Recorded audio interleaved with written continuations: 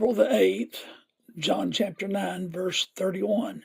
Now we know that God heareth not sinners.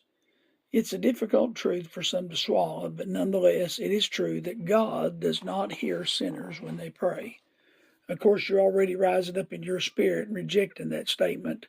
And of course, if a sinner is praying for salvation, we all agree that God hears that prayer. But that's not what I'm referring to. He goes on to say, But if any man be a worshipper of God and doeth his will, him he heareth. Now we all agree with that statement. Anyone who is a worshipper of God in spirit and truth and does his will, God hears their prayer. But what about the first group? Does God hear a sinner's prayer except the prayer for repentance? The answer is no. The first truth that must be established is the relationship between God and man. God is not Father of all. The only way a man has a father-son relationship with God is through the new birth. Just to be born and alive does not make you God's child. The fatherhood of God taught by many humanists does not exist. For a person to have a relationship with God, he must be saved. Therefore, those who are saved do not have a relationship with the Father except that He is our Creator.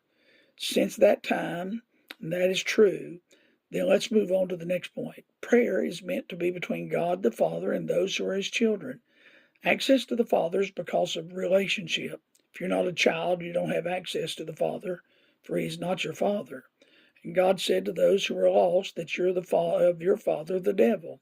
So if you're not in God's family and you're in the devil's family, therefore God will not hear the prayer of someone else's child. But you can change relationships. You can be born again to the family of God and thereby gain access to the Father. How's your relationship with God? Have you been born into the family of God? Do you have access into this throne room? If not, get saved today. Today is the day of salvation.